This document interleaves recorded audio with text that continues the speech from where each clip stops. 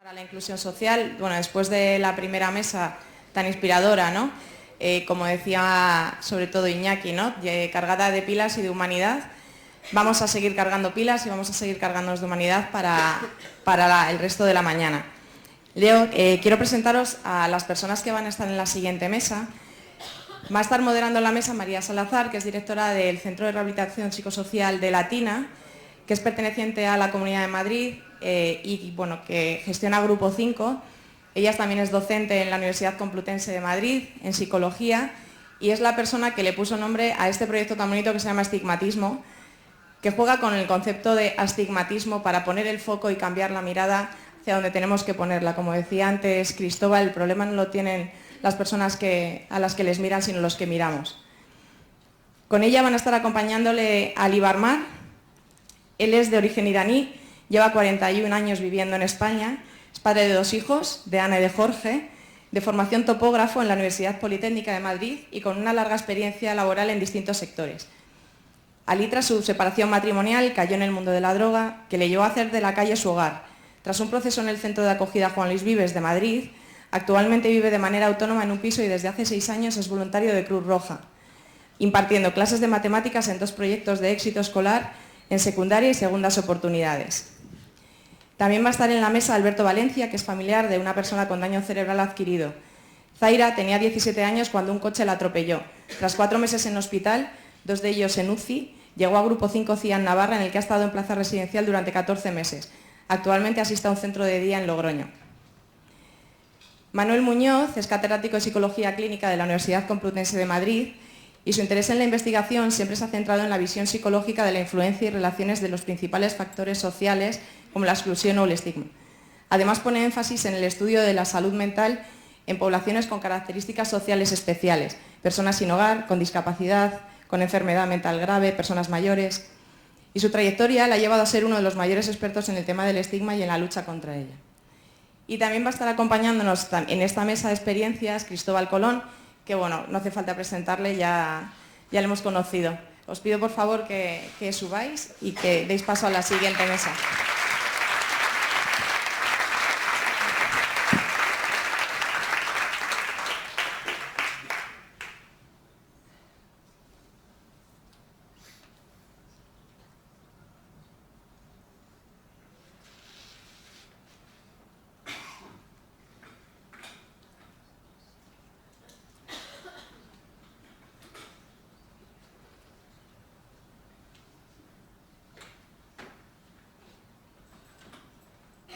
¿Listo? Hola, muy buenos días a todos. Quería empezar dando las gracias a Ana por esa presentación, a todos vosotros por estar aquí, por compartir este espacio que va a ser para la reflexión y en el que luego después sí que abriremos un espacio para que todos podamos preguntar, porque seguro que nos van a surgir un montón de inquietudes de todo lo que se cuente aquí.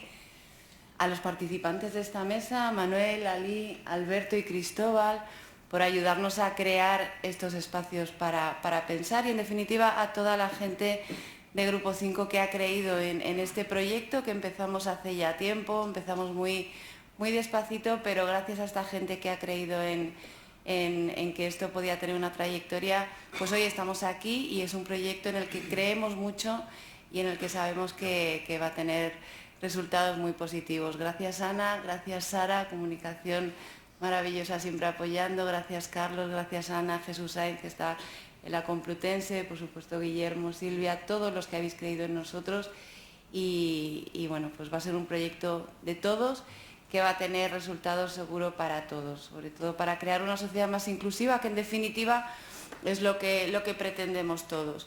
Me vais a permitir que comience una pequeñita introducción sobre el tema del que vamos a hablar hoy, sobre el estigma, con una anécdota personal.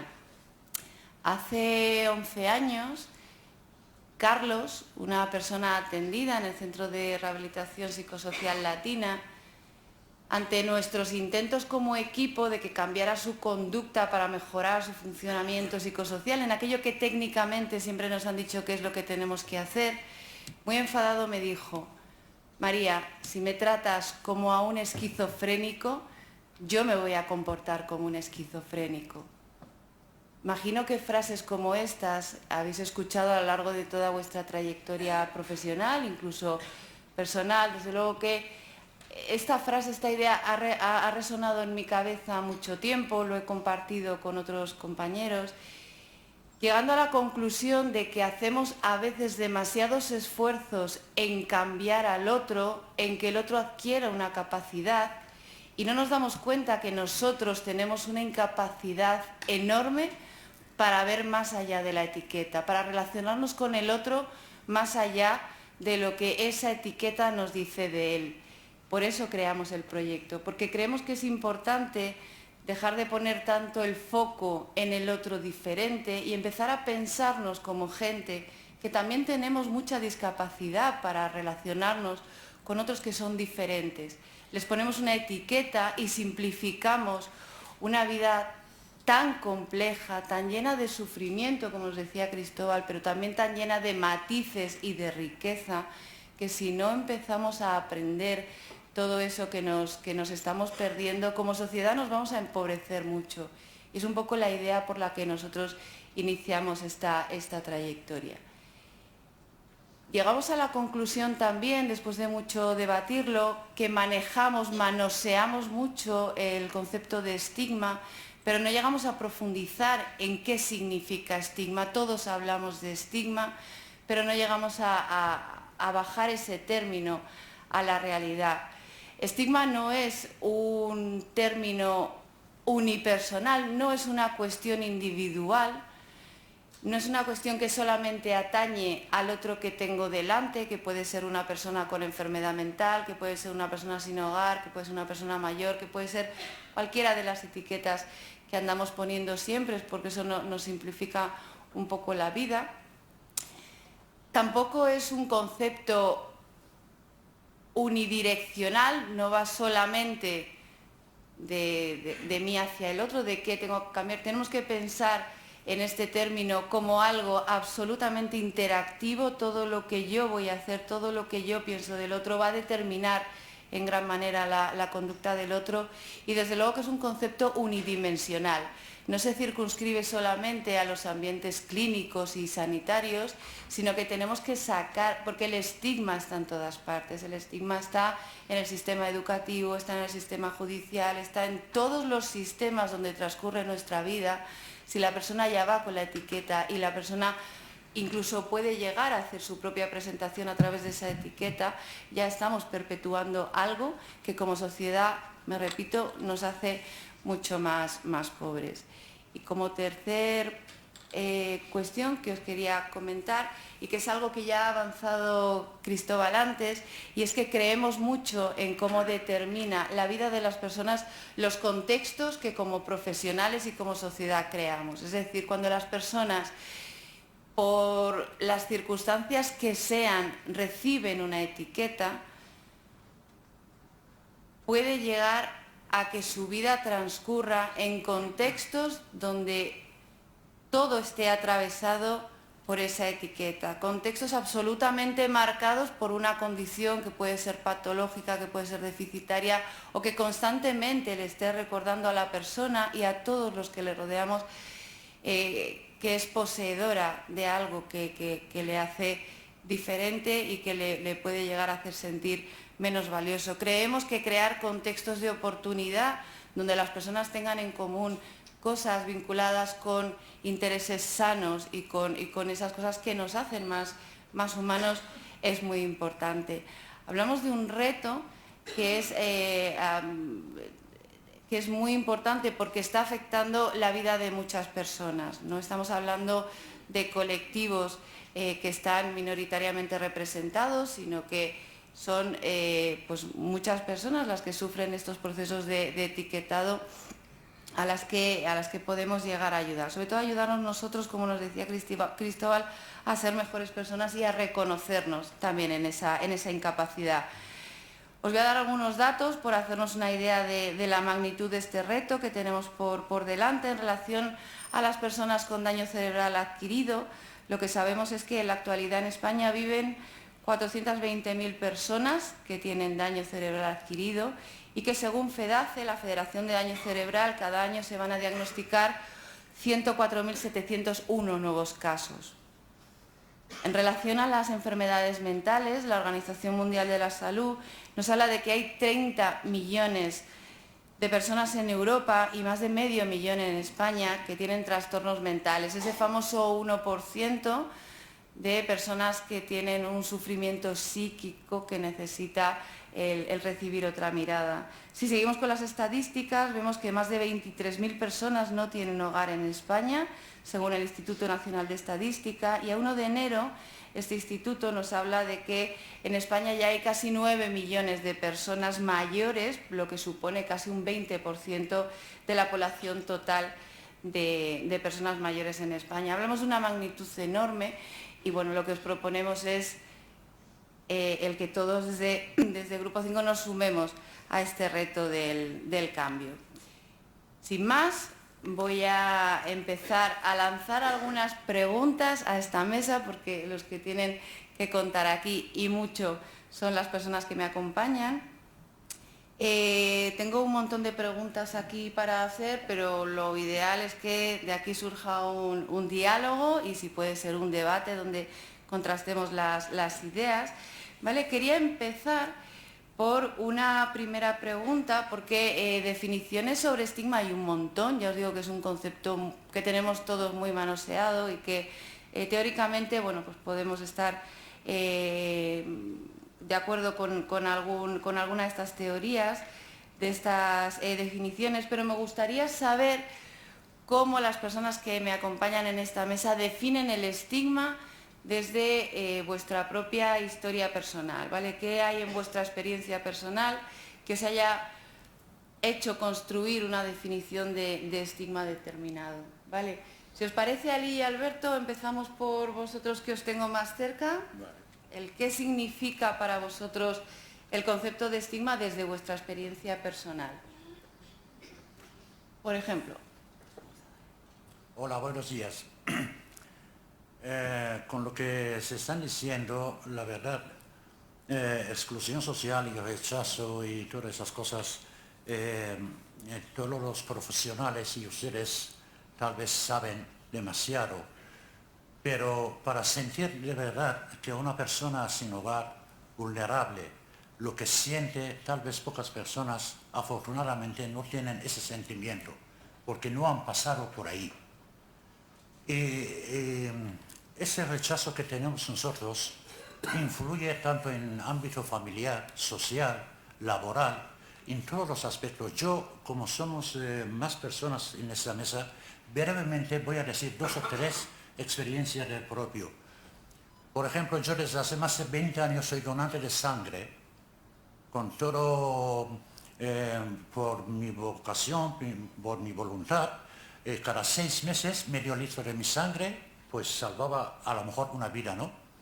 Desde que he estado en un centro magnífico, instalaciones de Grupo 5 en Vicálvaro, en Juan Los Vives, y me tuve que cambiar mi dirección a la tarjeta que tengo, la de transfusión de sangre.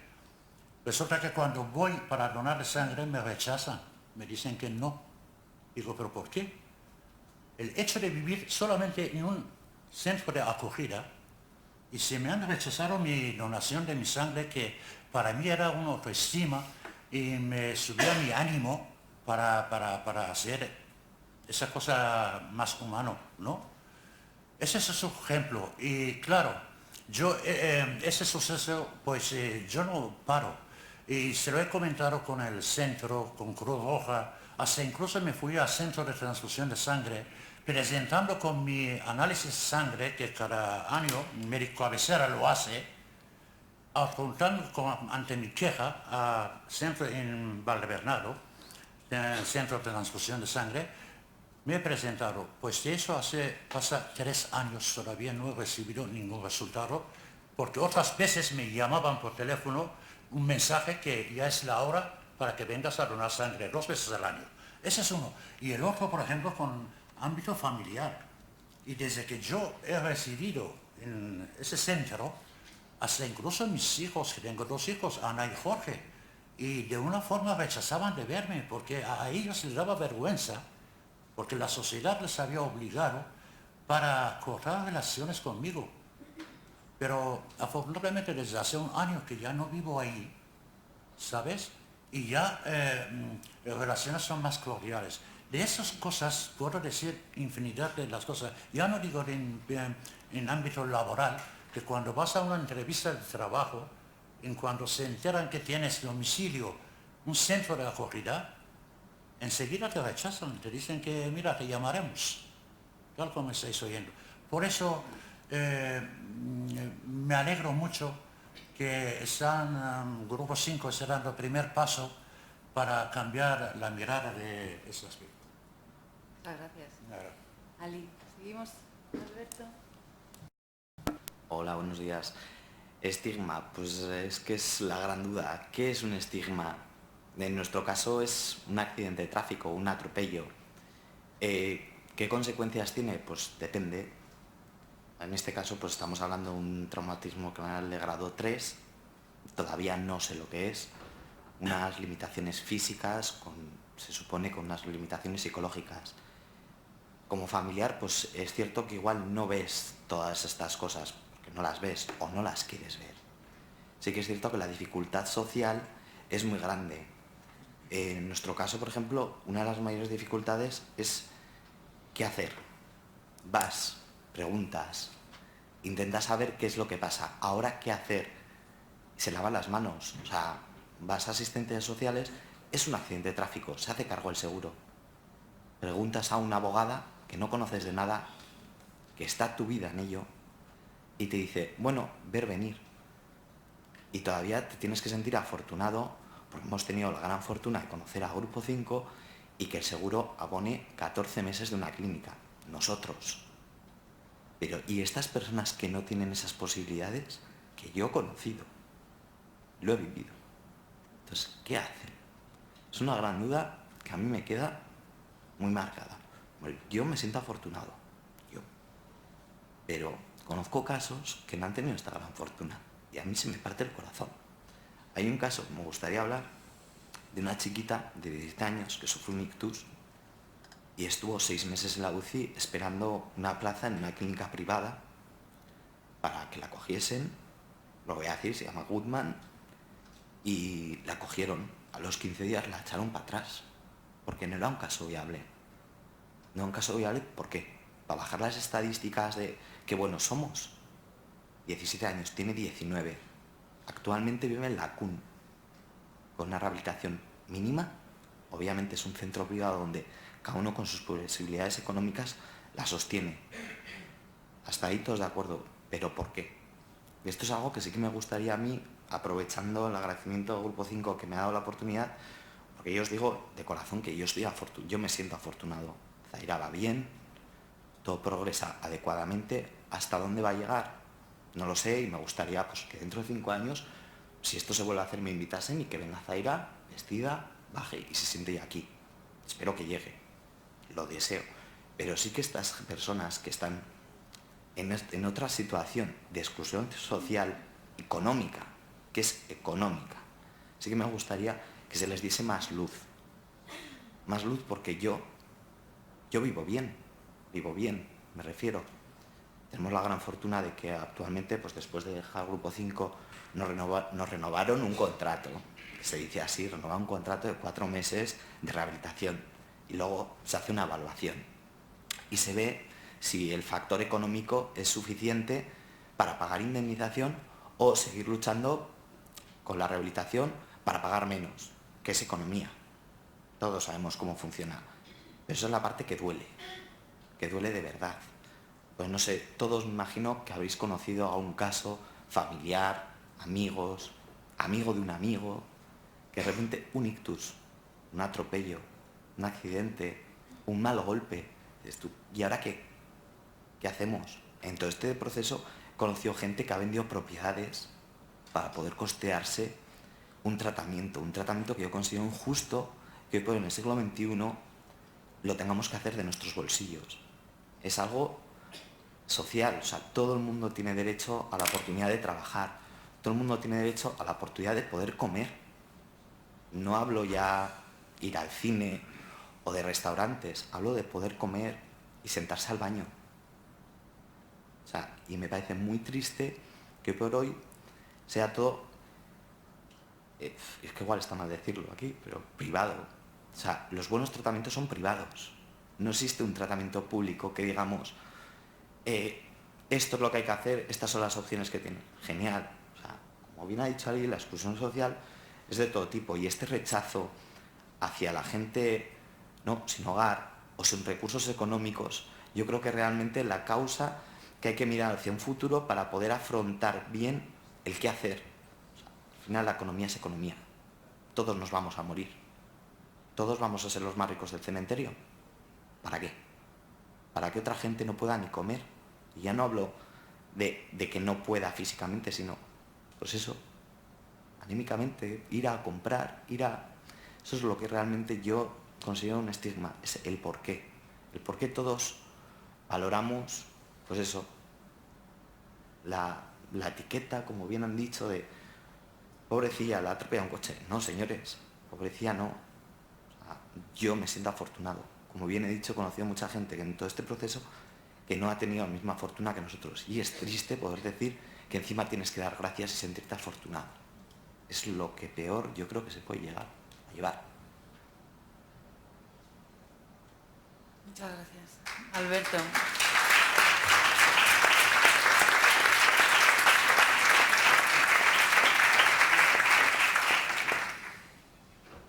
Bueno, seguimos, Manuel, si quieres, por cómo definirías tú el estigma.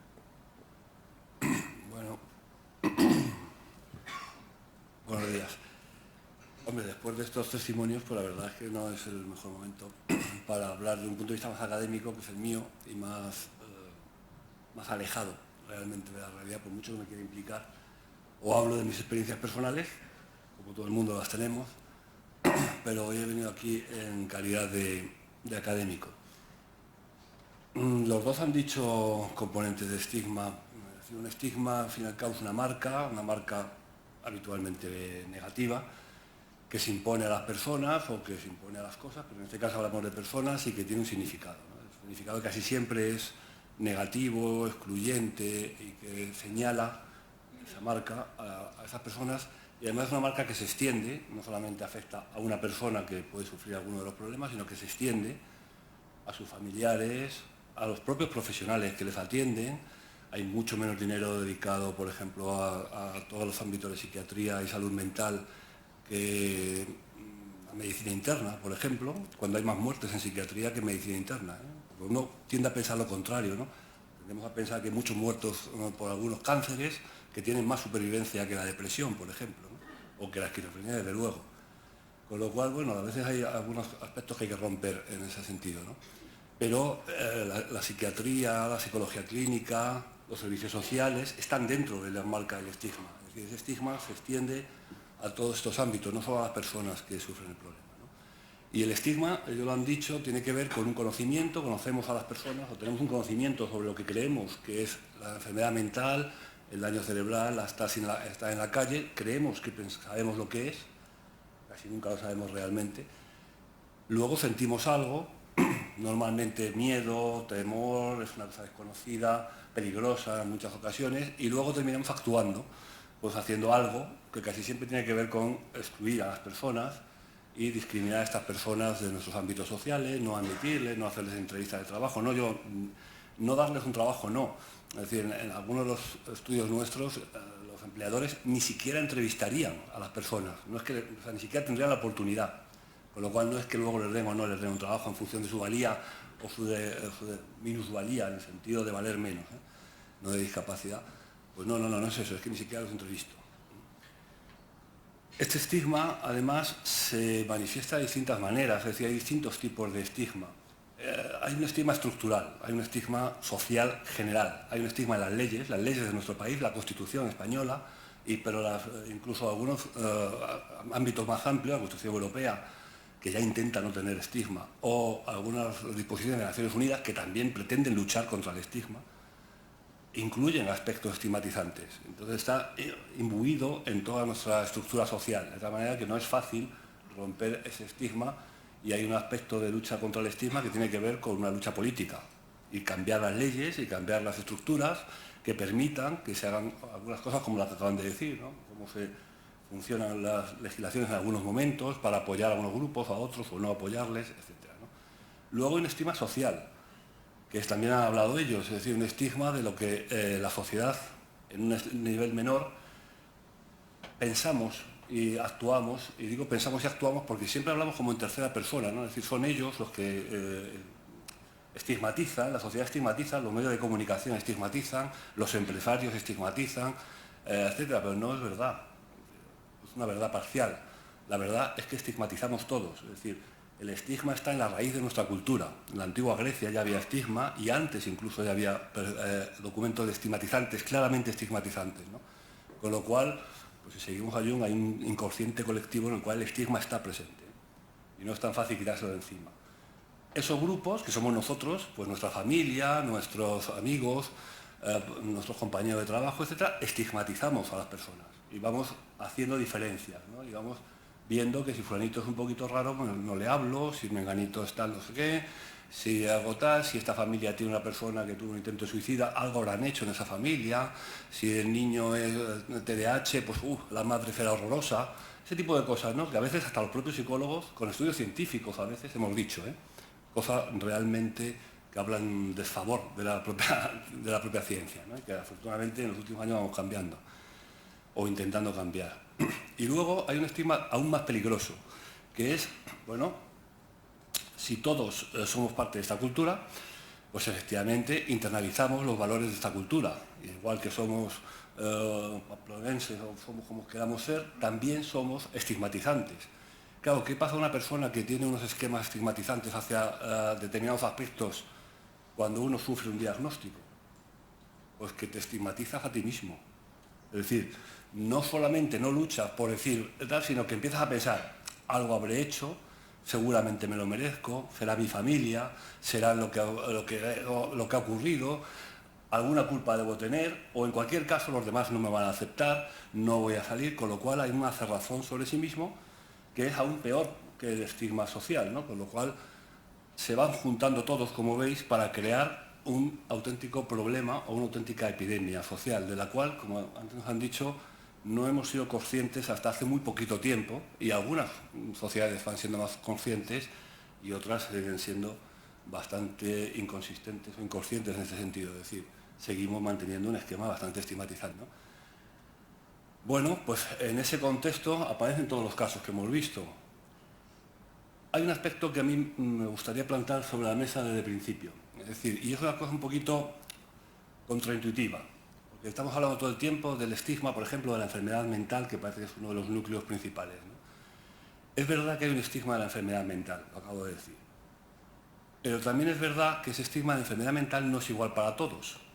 Es decir, si uno es rico, es hombre, blanco y tiene un trastorno mental, bueno, como bien os ha dicho, si tienes un accidente de tráfico, tienes muchas más probabilidades de que el problema no sea tan grave. De hecho, si a nosotros nos dijeran, pensad en una persona, futbolista, de clara representación, famosísimo, internacionalmente famoso, no solamente en España, que tenga una enfermedad mental grave. Grave quiero decir grave. Bueno, pues de estos casos hay alguno, alguno reconocido públicamente, lo cual dice mucho de esa persona, ¿no? No ha sufrido ninguna discriminación. Ahora pensad en esa misma enfermedad, que puede ser trastorno obsesivo compulsivo, por ejemplo, o psicosis maníaco-depresiva, o algo así, una cosa seria. Bueno, pues que la tiene una mujer pobre y de una raza que no sea predominante en España. La cosa cambia radicalmente. ¿Es la enfermedad mental? No, no es exactamente la enfermedad mental. Es lo que empezamos a llamar interseccionalidad. Es decir, la enfermedad mental y el estigma no nos afecta igual a todos. Como en tantas otras cosas, hay unos grupos privilegiados y unos grupos menos privilegiados. Hay unos grupos donde tener una enfermedad mental o sufrir un accidente cerebrovascular, hay cantantes famosísimos que han tenido accidentes cerebrovasculares y no han tenido mayor estigma hasta el momento, ¿no? Pues donde esas cosas pasan y uno se recupera mejor o peor, es verdad que puede tener alguna dificultad, es decir, el estigma existe, pero bueno, de una manera distinta. En otros casos, ese mismo problema significa la desaparición social, prácticamente. Y la propia desaparición personal, es decir, la propia, lo que él decía, tu propia familia es la que te estigmatiza. En los trabajos que nosotros tenemos, las personas informan, con enfermedad mental grave, informan de cuáles son los aspectos de discriminación que les importan. Todos les importan, pero no les importan tanto en realidad los aspectos sociales, que en un metro, en el autobús, tal, o de la sangre incluso, que es bastante interesante para analizarlo. Les importan mucho más los aspectos que tienen que ver con su familia y con sus hijos. Y con sus amigos, pareja, padres o algo así, ¿no? Esos son los que de verdad parece que generan más problemas en las personas. Ella ha dicho una cifra de la prevalencia de los trastornos de salud mental que no es correcta. Es decir, un 1% son trastornos muy graves. En realidad, si hablamos de trastornos de salud mental de cierta importancia, no estamos hablando ni de tabaco, que es bastante importante, pero lo sacamos un poco fuera, ni de alcohol, sino de trastornos más clásicamente tal, estamos viendo que las cifras están más entre el 25 y el 30%. Es decir, en esta sala hay, no sé, 15, 20, 30 personas que sufriremos un trastorno mental a lo largo de nuestra vida. En un aula de un colegio de 25 niños hay 6, 7 que sufrirán un trastorno mental importante a lo largo de su vida.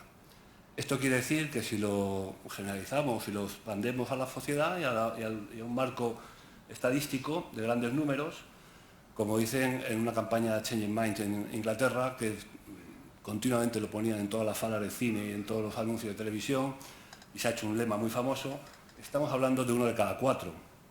Y cuando hablas de 1 de cada 4 personas, hablas de ti, de tu pareja, de tus hijos, de tus padres o de tus hermanos. No mires mucho más lejos. Con lo cual, no son un grupo, que son las personas con enfermedad mental. Somos todos. O nos pilla muy cerca.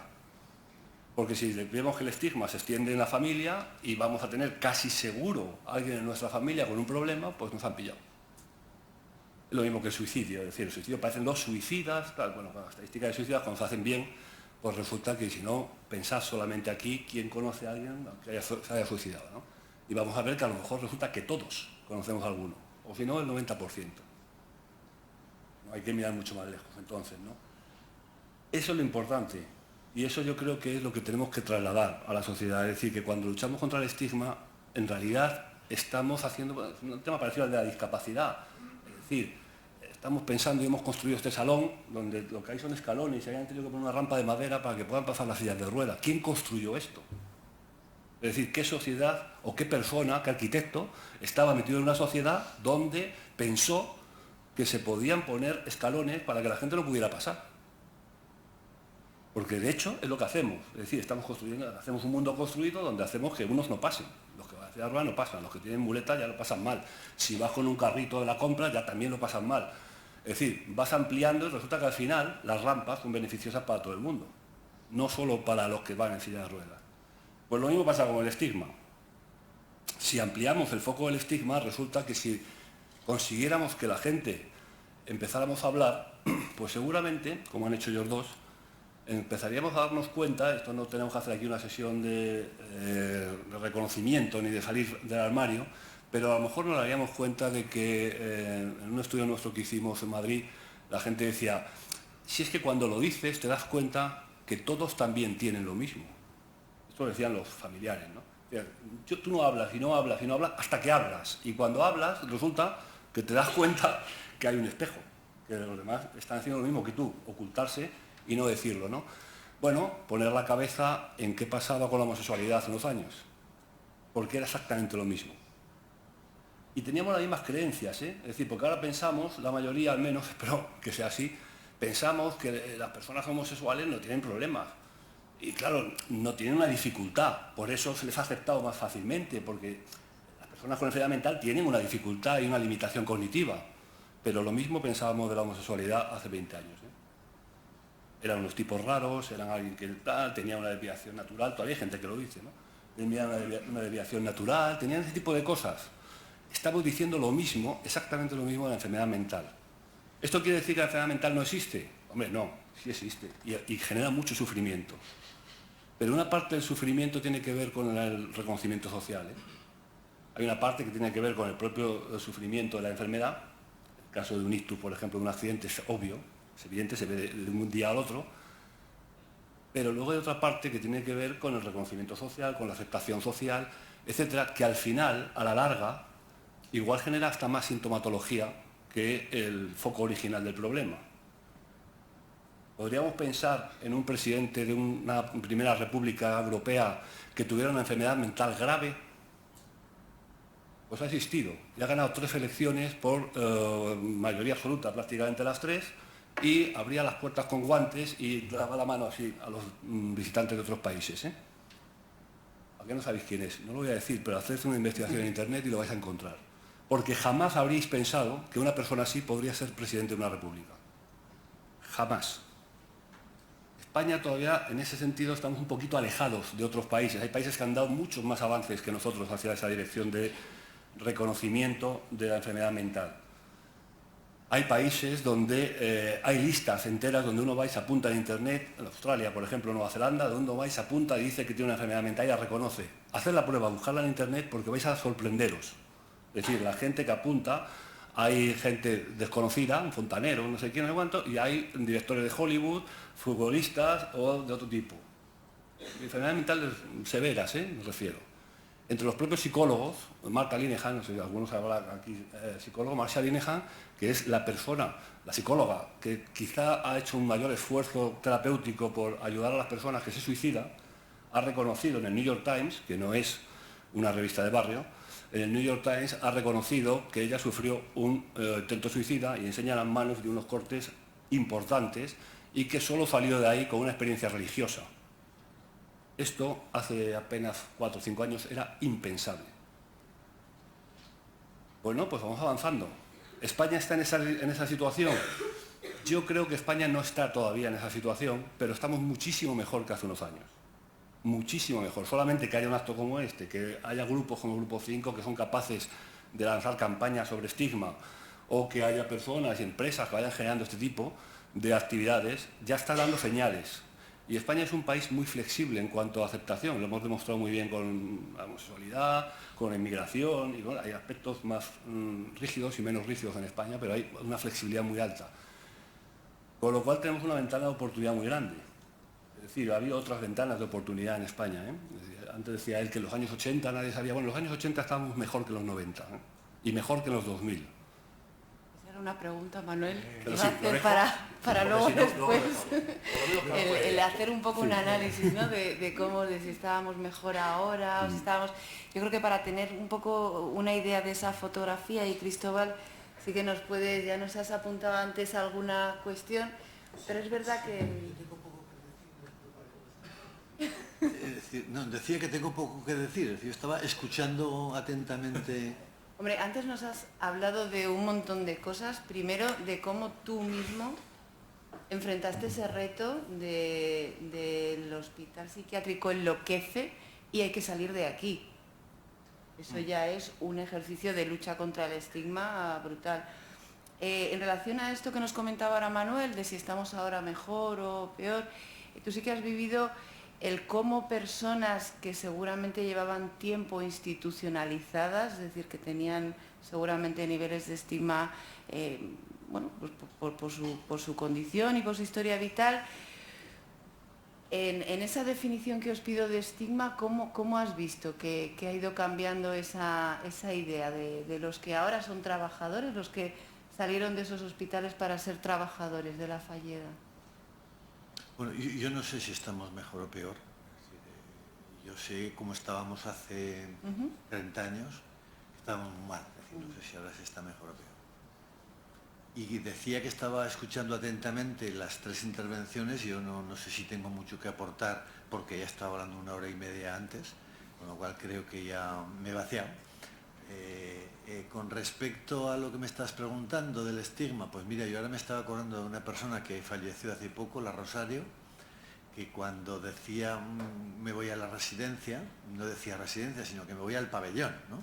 Y esta mujer había estado viviendo desde niña en el hospicio, y cuando cumplió 18 años la pasaron del hospicio al manicomio, ¿no? con lo cual había estado viviendo toda su vida en una institución total, que es estas instituciones cerradas, con lo cual ella ahora vivía en una residencia preciosa, pero él llamaba pabellón, y no había podido nunca cambiar el concepto de que vivía en un pabellón. No sé por qué se me ha ocurrido, pero en todo caso sí que me ha parecido muy interesante, Manuel, ese concepto del autoestigma, ¿no? Es decir, que como uno a sí mismo, cuando padece algún tipo de situación traumática o importante, como uno a sí mismo puede caer en una especie de autodestrucción, ¿no? de autoestigmatización, ¿no? No lo sé, no sé si te he contestado, pero... Relaciona esto que nos comenta Cristóbal Ali, no sé si... y perdona, y evidentemente yo tenía unas ganas terribles de marcharme del manicomio. Terribles. Bueno, y lo de que enloquece, lo de que eso también, incluso he visto compañeros que se quedaron y les ha ido fatal. Te lo puedo asegurar. No, por eso la necesidad, ¿no?, de crear espacios que sean verdaderamente inclusivos. No sé si en esto que comenta Cristóbal, esto de llegar a creerse tanto la etiqueta, ¿no?, que viene de fuera. Sí, yo más bien apoyando, Manuel, lo que estaba diciendo, que están procurando clasificar de grado de deficiente mental, cosas, ¿no? Yo por mi experiencia de 4 años en centro, te puedo decir que es una situación que cualquiera de ustedes pueden llegar a esa situación. Pueden perder su trabajo, un divorcio, una separación, o simplemente por cualquier causa, cada uno de nosotros podemos caer en esa situación, ¿no? Y lo que pasa cuando se habla de gente sin hogar, sin techo, no estoy de acuerdo con sin hogar, porque hogar es una cosa que una persona se tiene que crear, ¿sabes? Es diferente sin techo que esté en la calle, pero para mí, desde mi punto de vista, hogar tiene que crear una persona, hogar, su familia, y lo que se dice la palabra de hogar, a mi entender, que lo siento, mi pobre castellano que hablo. Y otra cosa que más interesante, muchas veces a nosotros nos da, gente sin techo, nos da envidia de otros colectivos. Lo que Manuel estaba diciendo, hasta hace 2 o 3 décadas antes, ¿quién podía saludar o vivir bajo el mismo techo que con un enfermo de SIDA? ¿Cómo se ha cambiado la mirada de la sociedad sobre esa enfermedad con esas personas? Como esto puedo decir con colectivo de LGBTI, que hay muchas letras ya. Y para eso, pues ahora tener una amistad con ese colectivo, pues no te enriquece, hasta incluso te orgulleces que te tengo un amigo con ese colectivo, porque han salido ahí abogados, políticos, cantantes, actrices, de todo, ¿no? O por ejemplo, con personas con síndrome de Down, que pues, a raíz de propaganda que han hecho la organización que pertenecen, han podido cambiar la mirada. Ahora bien, todas estas cosas que estoy diciendo, hasta hoy día, ninguna asociación, fundación o empresa se han preocupado por nosotros. Yo, hablando claro, ¿sabes cómo te digo? Solamente se han servido para servir con compasión a nosotros que estamos en la calle, dando servicios, que estamos agradecidos, desde luego, ¿no? Pero de otro factor más importante, cambiar visibilidad de las personas, pocas cosas han hecho. Como mucho hemos salido una vez al año, manifestando a personas sin hogar, sin techo, colapsando la calle, fastidiando los negocios y comerciantes de la zona, y con pancartas, para mí ridículos, que tenemos derecho de tal cosa. Oye, todos los ciudadanos tienen derecho de vivienda, tienen derecho de tener trabajo. Es que, y hasta incluso las personas que pasan por ahí, yo lo he visto, que se ríen, dicen, pero ¿qué vas, tío? No tienes nada y encima estás exigiendo esa... Por eso digo, el camino que hasta hoy día, a lo mejor, se han llevado, a mí personalmente no me convence. Y gracias a Dios, parece que estamos dando el primer paso a través del Grupo 5, que quiere iniciar algo en ese aspecto, porque no por ánimo de peletón ni nada, porque el Grupo 5 en centro de por lo menos conocimiento que tengo de Juan Luis Vives, está gestionando maravillosamente y trabaja muy bien, ¿no? Pero mis quejas es la otra parte, que ahí tal vez se han dormido las laureles de todas las empresas y las fundaciones. Y esperemos que a partir de ahora que luchen más por ese tema que dando servicio de otro lado. He comentado un montón de cosas, Dalí, en esto que nos has dicho. Voy a ir así un poco paso por paso lanzando ideas ya a todos los que estáis aquí en la mesa, en algo que también ha comentado Manuel, que es la importancia, hasta qué punto creéis que es importante este proceso de salir del armario, ¿no? De hacer un reconocimiento para lograr una visibilización. Esto no será nunca un problema hasta que no haya una visibilización de que hay un... que no naturalicemos que esto es lo que tiene que suceder, ¿no? Un poco, ¿qué importancia le dais a estos procesos de salir del armario, ¿no? De decir, es que estoy viviendo esta situación y esto es un problema social y esto nos tiene que llevar a una organización. Lo lanzo a quien lo quiera. Pues yo me considero una persona normal, joven, de la calle, y os aseguro que jamás había sabido lo que es una silla de ruedas, por ejemplo, algo tan absurdo, ¿no? De esto de ser visual, que todo el mundo sea consciente. Claro que he visto gente en silla de ruedas, sí, pero yo no he sido consciente de las dificultades de unas escaleras, como bien han dicho, unas rampas, una rampa mal puesta. Una rampa mal puesta es, he puesto rampa, sí, pero casi tiro a mi hija. No me he fijado en un escalón. Una cosita tan pequeña, ¿cómo puede dificultar tanto? Entonces, con esto sí que es curioso que daño cerebral conozco, he oído, pero tampoco sabía lo que significaba. O sea, y creo que vosotros, me imagino que todos trabajáis en el campo de la salud o relacionado, pero la gente de a pie de la calle como yo aseguro que no tenemos ni idea. Ni idea. Y hoy por hoy entiendo algo y aún y todo no soy consciente, como bien he dicho antes, de, por ejemplo, que es un grado 3 y lo tengo en casa, pero no soy consciente.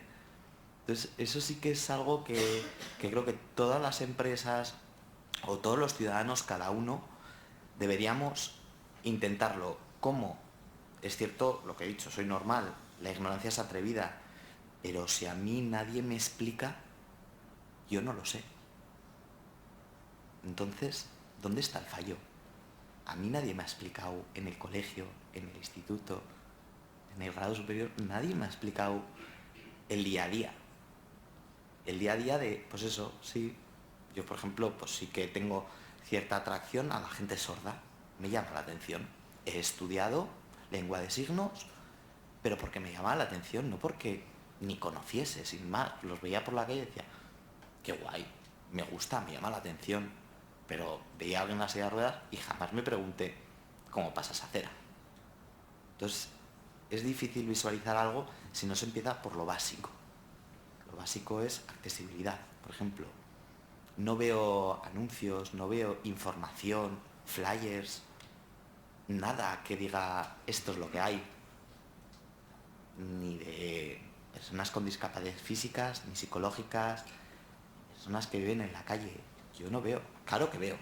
Todos hemos visto, todos vamos por la calle, incluso de compras o a comer por ahí, y vemos a alguien en un banco. Lo ves, ya está. No te paras a verlo. Sin embargo, igual ves un arco iris y dices tú, mira qué bonito. Te paras a verlo. Las dos cosas están ahí. Una la quieres ver y otra no. ¿Qué pensáis el resto sobre esta necesidad, ¿no?, que tenemos de...? Con lo que Alberto está diciendo, lleva totalmente la razón, pero hay una cosa que otra vez vuelvo a la misma. Dentro de esa sociedad han dado más visibilidad a ustedes de ese tipo de las cosas, tanto en, sí que hay barreras arquitectónicas en la calle y esas cosas que dificultan vuestro movimiento, pero de otro lado, comparación, no, ahí no quiero ser víctima, no, por favor. No, yo digo la realidad. La visión que han tenido a otros colectivos, chapó a vuestras organizaciones y han tenido más éxito que nosotros. ¿Por qué? Porque mira, lo acabas de decir, uno siente hecho cuando ves durmiendo entre cartones y nadie se acerca para preguntar o algo, porque dice que yo qué voy a hablar con esa persona o qué voy a decir y qué puede, para qué voy a preguntar, porque no me va a aportar nada a esa persona, no merece la pena, ¿no? Pero sin embargo, esa persona puede ser una gran lección para esa otra persona perdonadme, ¿qué coño ha pasado a este tío para quedarse en la calle? Y ese es un punto que la historia es para aprender de lo pasado, para no cometer cosas de presente, ¿no? Pues me gustaría que alguien se acercara a ese tío que está durmiendo en la calle. Oye, ¿qué te ha pasado que estás ahí? Tal vez su experiencia te sirve para algo. Por eso, cada uno tenemos algo que decir. Y relacionado, perdón, a lo mejor me estoy extendiendo más de eso, sobre qué medidas podemos tener para dar más visibilidad, no, para que salgan más adelante. Yo aquí delante de ustedes digo, donde yo he vivido en el centro de Juan Luis Vives, hay personas con títulos hasta universitario, uno de ellos soy yo, otro gran profesional en jardinería, de cualquier sector, en hostelería y eso, han pasado cursos y eso.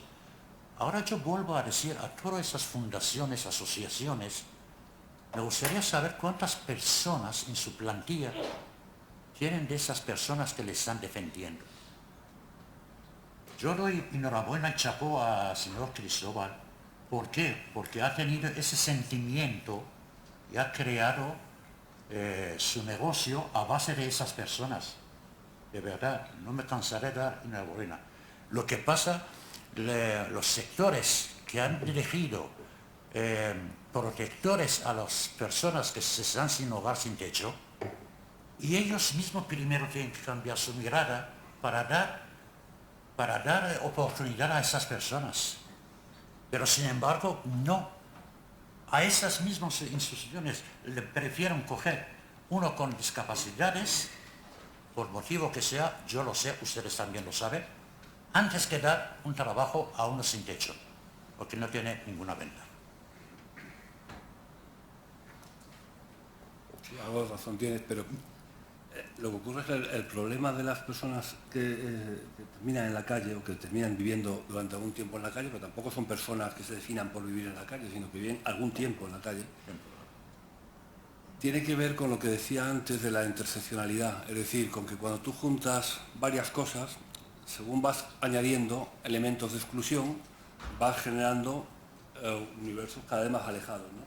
De tal manera que si tú solamente tienes una enfermedad mental, solamente entre comillas, aunque sea grave, bueno, pues serás una persona con una familia, tal, con una enfermedad mental, que será más o menos acogido, que si tienes seguridad social y tienes dinero, como os han dicho antes también, para el seguro, pues seguramente te cubrirán. Si puedes pagarte un tratamiento privado, mejor. Y seguramente tendrás una vida bastante razonable o incluso plenamente normal o incluso exitosa, ¿no? No puede terminar por no influir demasiado.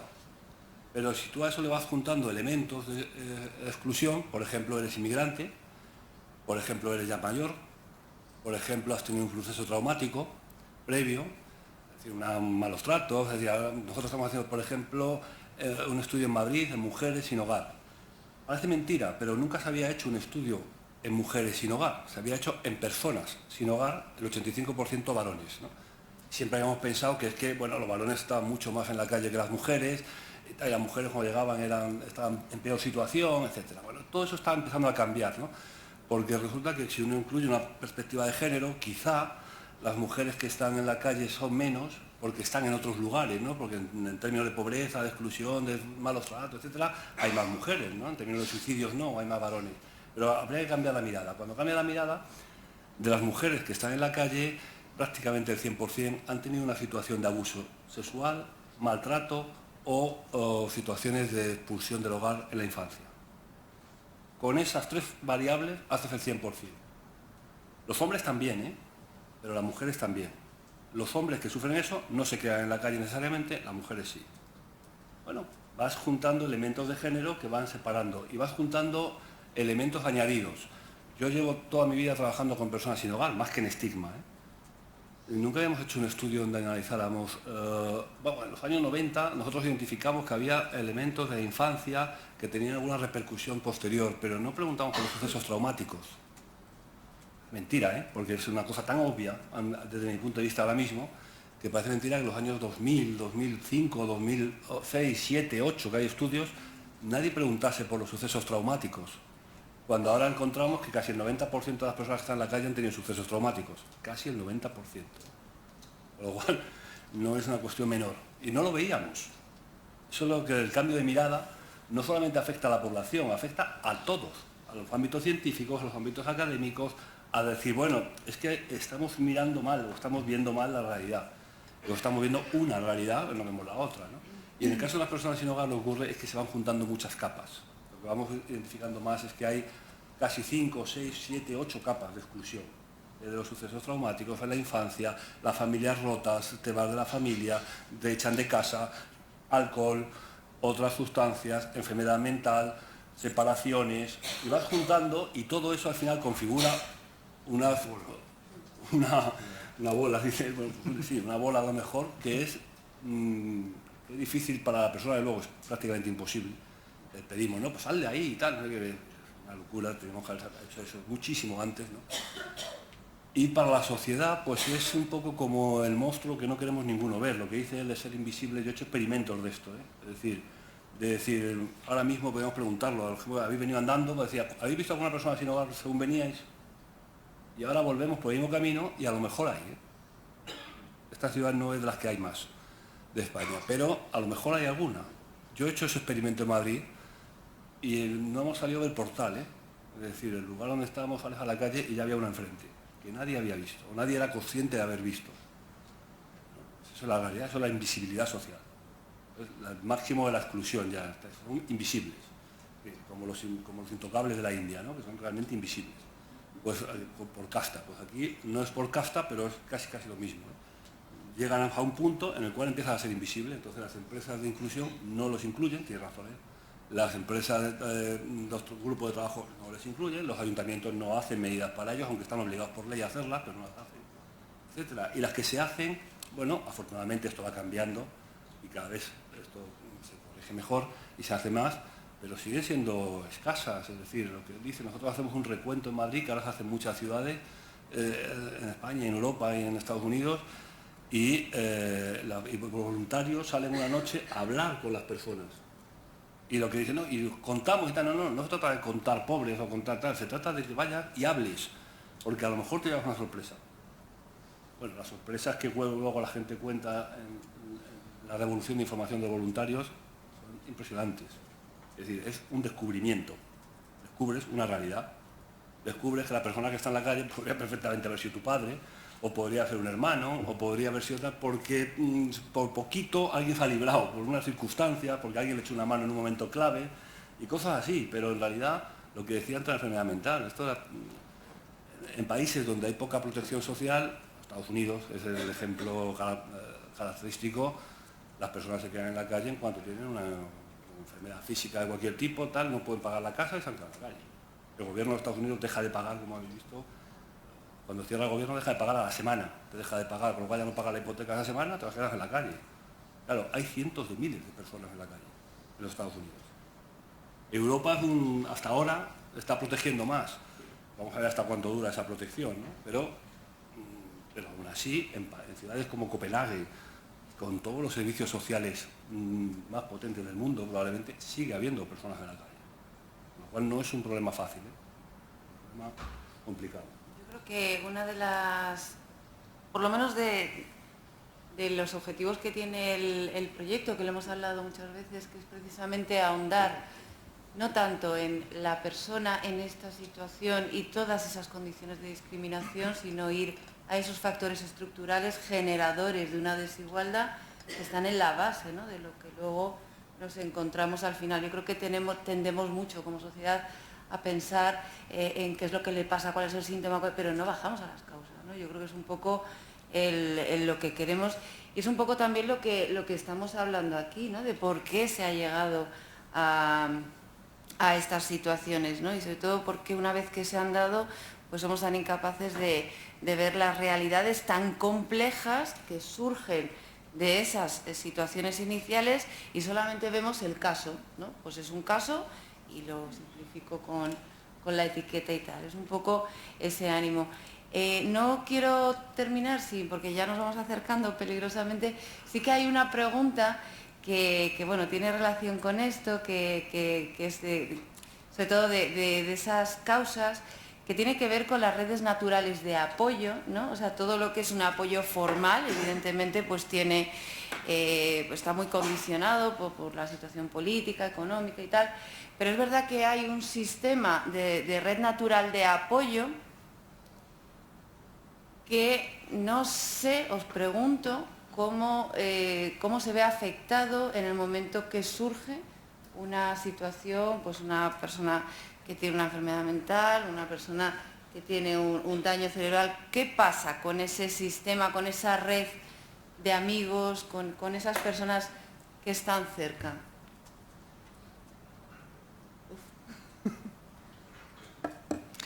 Pues,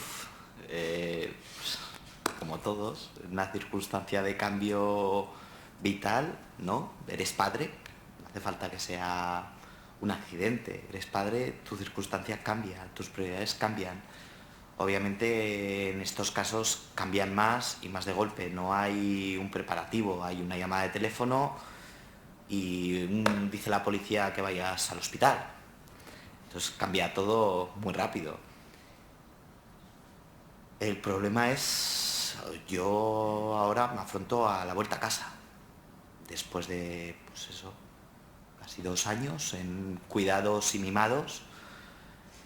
Llega cuando descubres que claro, en este caso, cuando sucedió tenía 17 años y actualmente tiene 19.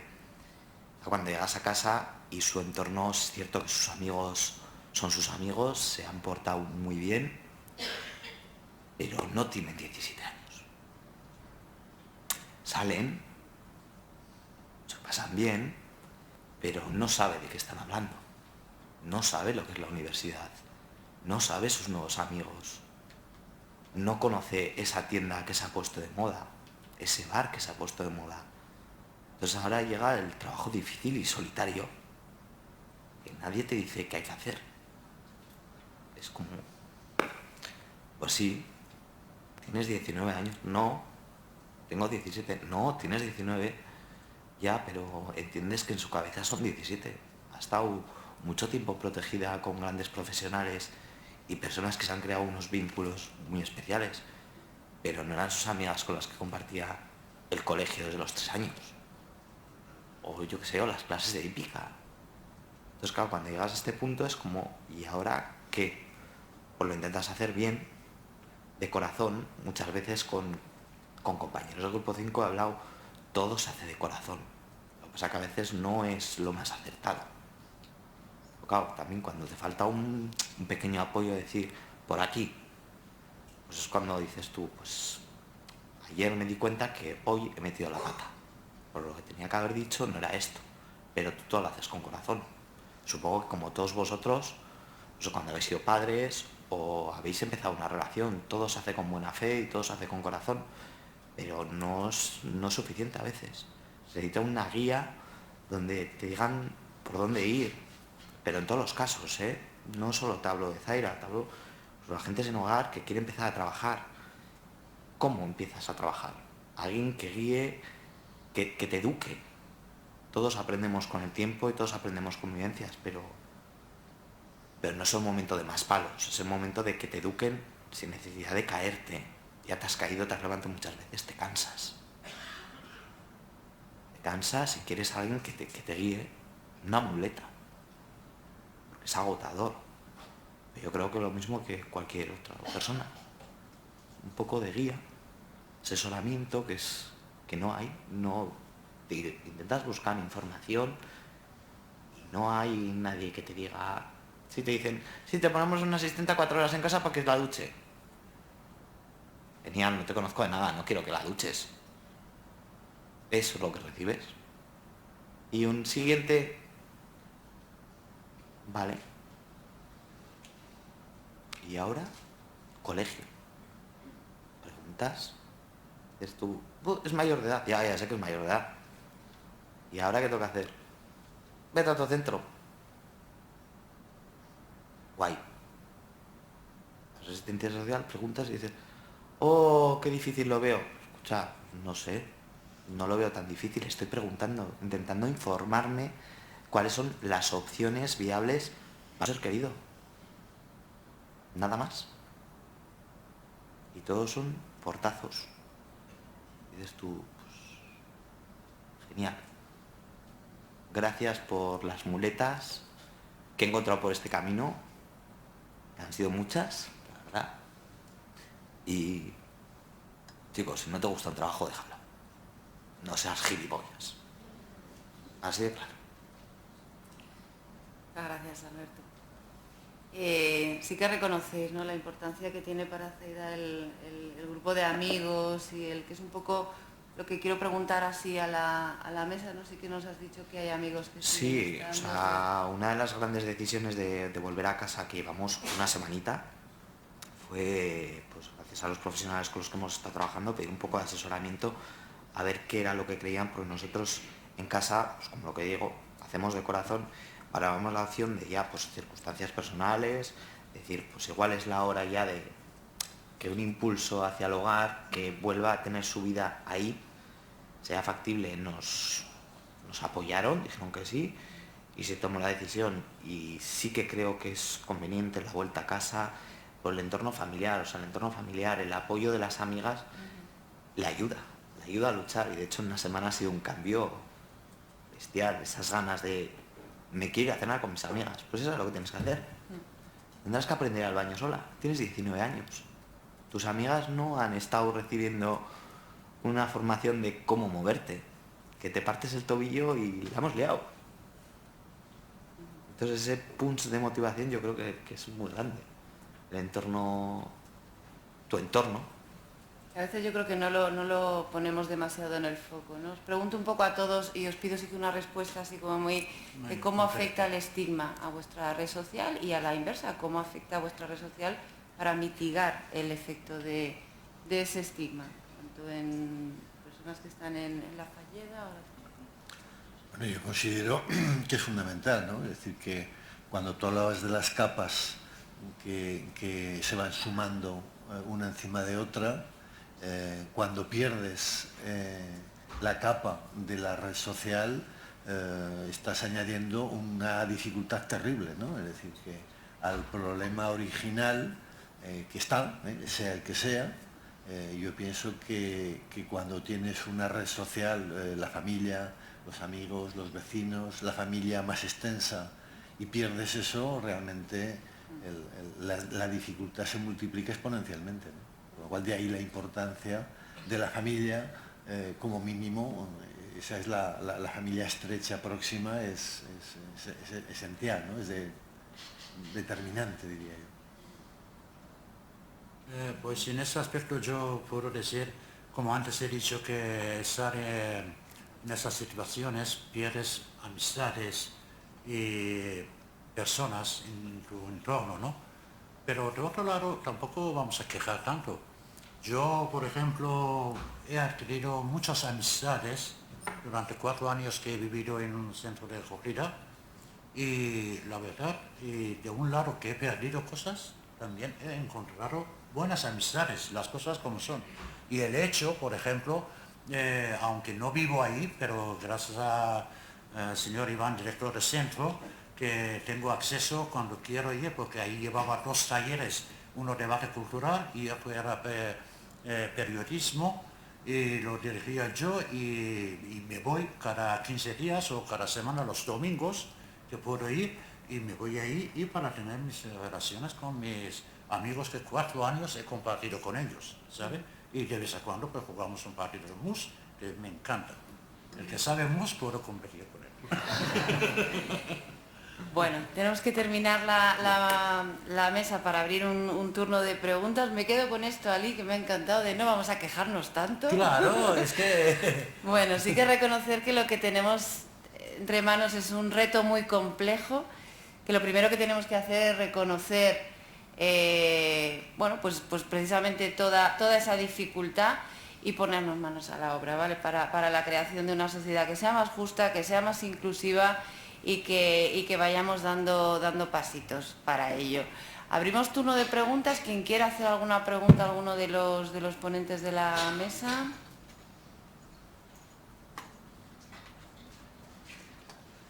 Yo tengo muchas preguntas aquí, puedo seguir preguntando.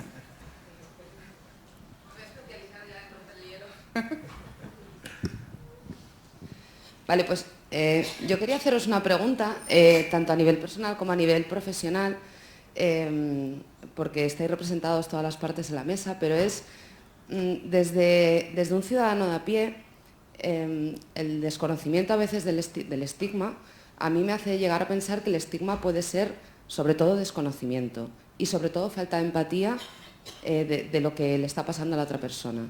¿Realmente tenemos capacidad de empatizar con cada una de las situaciones que generan estigma a nivel social o estigma a nivel relacional?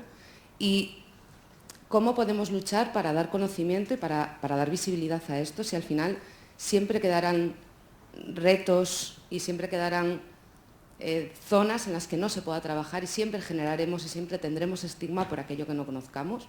¿Esto tiene parte de realidad o es una cosa totalmente fuera de lugar? Bueno, a ver, yo te puedo contestar algo, no sé si... Es una pregunta interesante, es una reflexión más que una pregunta. Pero, a ver, yo creo que hay que distinguir algo.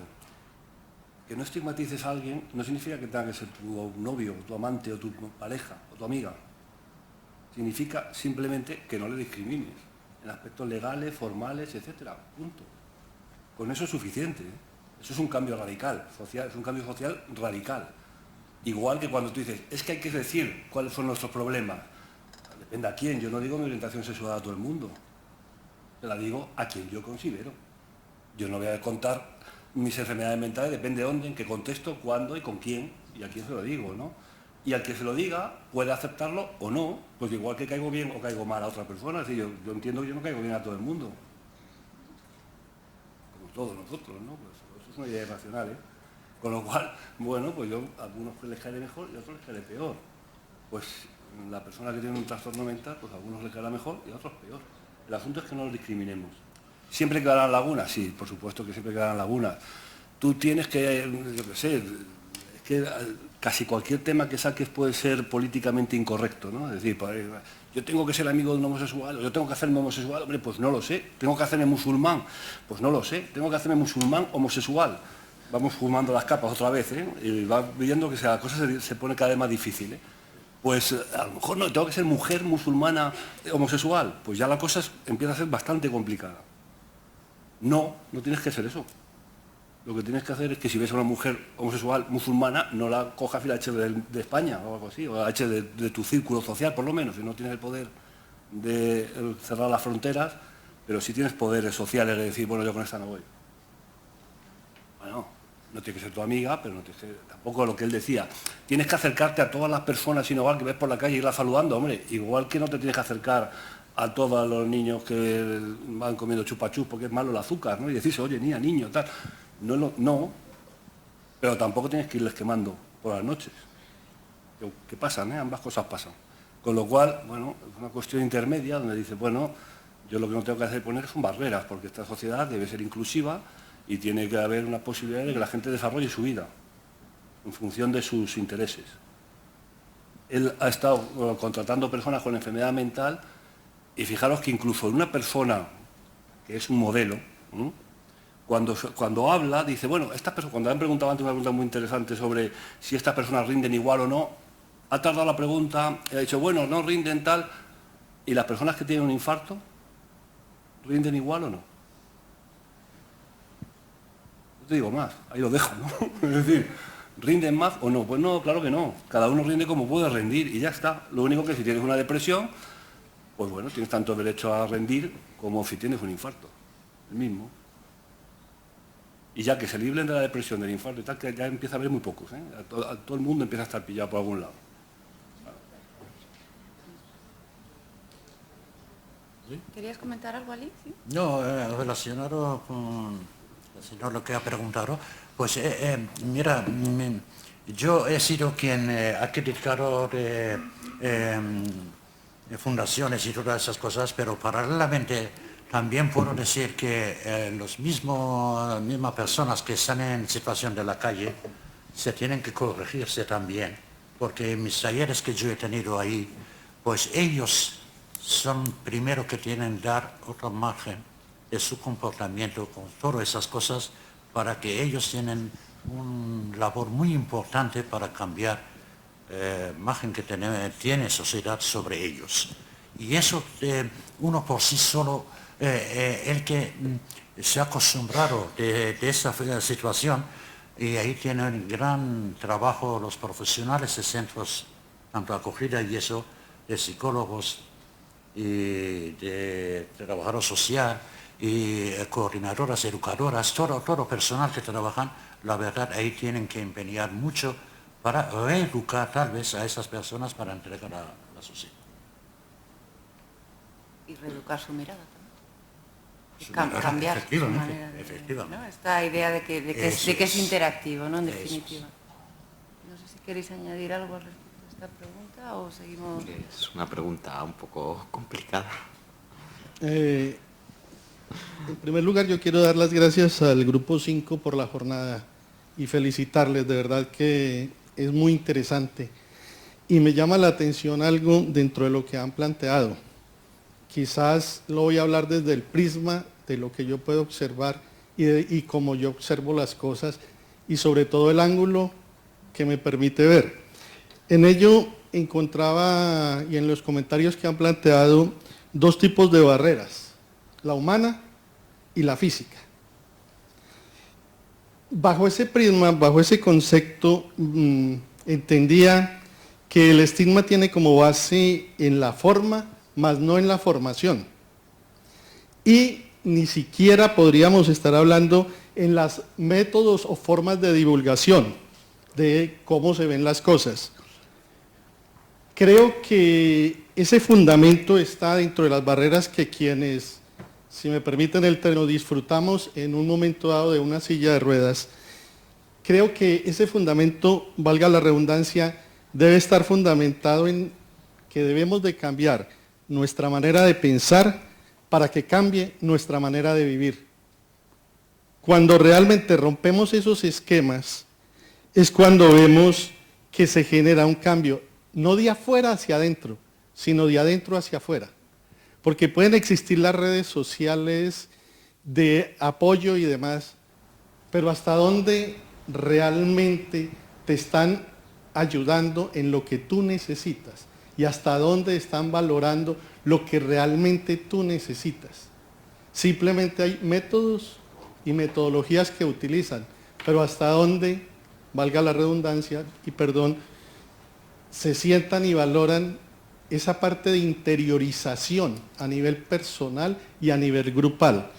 Yo analizaba y escuchándoles algo que definitivamente es cierto, no es fácil abrir espacios, y menos cuando encuentras que la mayor discapacidad está en la mente de quienes nos creen incapacitados para integrarnos social y laboralmente. Ese es un aspecto que me llama mucho la atención dentro del diario vivir, cómo esas barreras se generan continuamente, esa estigmatización se vive desde diferentes ángulos y se observa cotidianamente. Pero hay algo que dentro del contexto adicional dicen que la estigmatización la han centrado en lo que necesitamos. Es decir, tú necesitas una silla, pues sí, yo te doy la silla, pero a veces pregunto, ¿qué necesito más? ¿La silla o el abrazo? Es una pregunta personal que me hago cotidianamente. Y la otra, y no es que y quiero ser claro, no es que me falte amor, ni mucho menos. Simplemente que a veces, sobre todo dentro de la labor que yo desarrollo, me doy cuenta de la necesidad que se tiene de desarrollar es hacia la interiorización, no solo del profesional, perdón, no solo en este caso de quien padece X patología, sino del profesional que está trabajando bajo ese contexto. Y por último quiero terminar con algo que es, el estigma es el reto de tumbar murallas exteriorizadas en cada ser humano. ¿Tenemos miopía o estamos ciegos? Es una reflexión que me hago porque a veces esperamos que nos ayuden, pero quedamos nosotros desde el ángulo de donde estamos y que tenemos la capacidad, si no física, sí intelectual, de dar algo. Me ha llamado muchísimo la atención, los planteamientos me parecen enormemente interesantes y el ejemplo que han colocado de la rampa, eso lo vivo las 24 horas del día, porque hay rampas con muchas pendientes, con bajas pendientes o no hay rampas.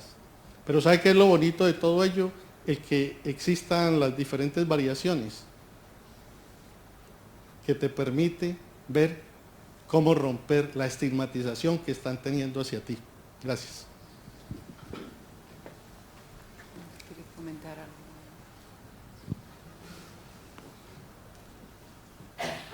Muchas gracias.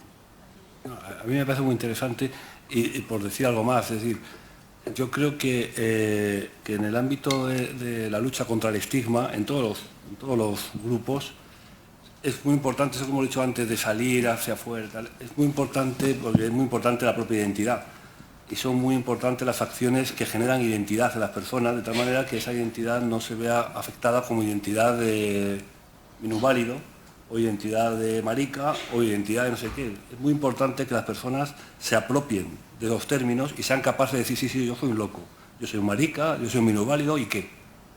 Y para eso son muy importantes los modelos. Es decir, es muy importante que tú puedas ver, una niña de 17 años, pueda ver otras niñas de 17 años que han tenido éxito en esa lucha. Por ejemplo, yo tengo una hija de 14 años y estamos con el móvil y tal, el colegio, no sé qué, la violación y tal, todos esos rollos, ¿no? Bueno, pues hay un grupo británico de chicas que han ganado un concurso de estos, tal, que han hecho muy famosa, la Little Miss, no sé si alguno igual la conocéis si tenéis una edad baja. Pues estas chicas han reconocido públicamente en Gran Bretaña, que es otro ambiente distinto que el nuestro, han reconocido públicamente que una sufrió bullying en el colegio, otra tuvo anorexia, otra tuvo no sé qué. Tiene un póster en su habitación y esto es mucho más importante que todas las charlas que le da la policía en el colegio sobre qué es no sé qué, no sé cuántos. Al final tienes un modelo que dices, ¿ves? Todos nos identificamos con modelos, es decir, los niños con uno, las niñas con otro, los niños con las niñas, tal, pero al final tienes modelos donde dices, bueno, se puede, claro que se puede. Se puede ser negro y presidente de los Estados Unidos, se puede. Parecía que no, ¿eh? Pero no se puede ser mujer y presidenta de los Estados Unidos. No se ha podido. Bueno, pues hace falta que alguien llegue para demostrar a las niñas estadounidenses que se puede ser mujer y presidenta de los Estados Unidos. Y aquí pasa lo mismo, es decir, ¿se puede ser presidente de un país y ir en silla de ruedas? Se puede, porque ha habido ejemplos brillantísimos en el mundo. Muy pocos, pero ha habido algunos muy brillantes. Pues esa es la línea. Y reconocer, hay cosas más visibles, ir en silla de ruedas se ve enseguida, la enfermedad mental se ve menos, ¿no? Hay que a lo mejor hacerla más pública. Bueno, pues hay que luchar para que la gente vaya haciendo público cuál es su situación, ser personas sin hogar. Hay muchas personas que no imagináis que salen en los medios de comunicación que han pasado por la situación sin hogar en algún momento de su vida. Muchas más de las que uno tiende a imaginar, ¿eh? Parece que no, que el que está en la calle está ahí ya para siempre. No es verdad. Sencillamente no es verdad. Es falso. Es decir, hay muchas personas que pasan por la calle, están unos meses, unos años, salen de ahí y terminan de otra manera. Es verdad que también hay otros que se quedan ahí de una manera más permanente, lo que él dice. Y donde hay algo que, bueno, ahí por eso hacen falta profesionales que saquen a la gente hacia arriba. ¿Y cómo sacamos hacia arriba? Como decía él, con buen corazón, pero hombre, es verdad que también con intervenciones que tengan una base de evidencia, es decir, que sean eficaces. No solamente hay que poner buen corazón, que hay que ponerlo, sino que hay que ser eficaz y hay que basarse en la evidencia y en las intervenciones científicas, es decir, que sepas qué es lo que tienes que hacer en cada momento y en cada fase del acompañamiento. Yo te acompaño a hacer carnet de identidad. Bueno, sí o no, a lo mejor es más interesante que vayas solo, aunque te fastidie. A lo mejor es más interesante que algunas cosas las vayas haciendo solo y vamos a ver qué pasa. Y eso con estudios de evidencia que soporten y que apoyen cuáles son las intervenciones potentes. Vamos a dar paso a otra pregunta, ¿sí? Bueno, más que una pregunta es una... Bueno, lo primero felicitar a la mesa, me parece un ejercicio de honestidad y de valentía, sobre todo a Alberto y a Ali, porque además de contar una realidad, estáis contando desde la emoción y no debe ser nada fácil, así que enhorabuena por esa parte. Y a los dos ponentes, evidentemente, por su calidad. Y la reflexión tiene que ver, yo cuando veía lo del cambio de mirada, al principio estaba convencido y estaba de acuerdo, pero cuando os he escuchado hablar, me ha hecho reflexionar y no sé si... Yo creo que dentro de los que trabajamos en lo social, probablemente sí tenemos que estar en esto del cambio de mirada constante, pero no sé si poniendo la mirada fuera hay que empezar por poner la mirada antes de cambiarla.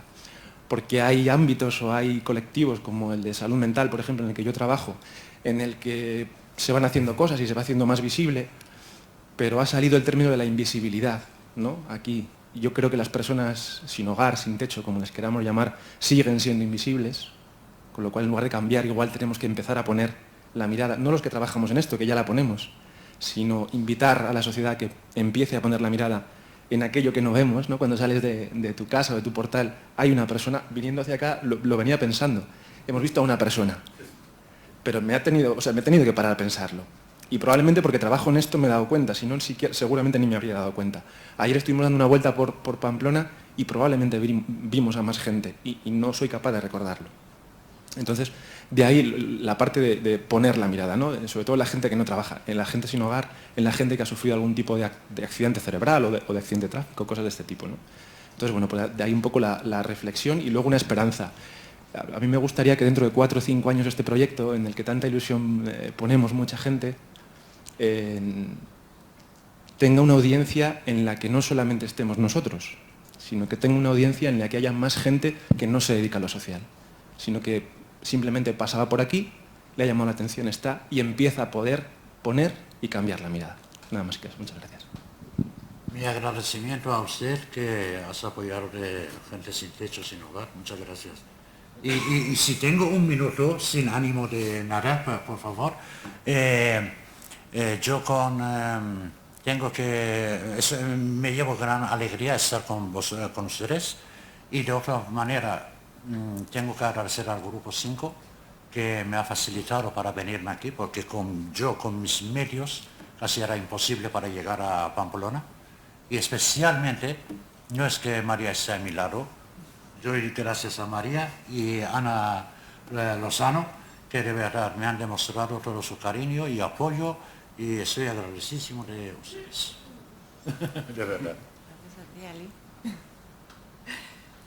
Yo creo que terminamos ya la mesa si no hay más preguntas. Estamos ya en hora. Bueno, yo creo que sacamos de aquí un montón de ideas para seguir reflexionando. De aquí no queríamos sacar aprendizajes seguros ni certezas, simplemente algunas ideas que nos llevemos a casa para reflexionar y que nos sirvan para poder pensar en que otro mundo es posible, que dejemos ya de quejarnos de que todo está mal, me ha gustado mucho eso, Ali, y que para eso tenemos que poner más el foco en nosotros, de qué manera estamos mirando a las otras personas y de qué manera estamos simplificando realidades que son tan ricas y tan complejas y que a partir de ahí, pues como nos dice Carlos, de aquí a 4 años o el tiempo que sea, volver a juntarnos y sentir que estamos avanzando porque bueno, el proyecto va a avanzar, esto va a avanzar y sobre todo que esas inquietudes que uno ya podía traer o que a lo mejor se le han generado aquí con lo que nos han comentado las 4 personas de la mesa, pues que estén ahí y que sigamos alimentando esas inquietudes y esas ganas de mejorar como personas y como sociedad. Agradecer a los 4 participantes su generosidad absoluta y todo lo que nos habéis aportado, porque eso nos llevamos y nos va a durar mucho tiempo. rondando en la cabeza. Fijaros, a mí me duró 11 años lo de Carlos, no os quiero contar lo que va a durar esto. Y nada más, pues cerrar aquí la mesa, muchas gracias a todos. Y yo creo que ahora lo que toca es la comida, ¿no? ¿No? Vaya. Bueno.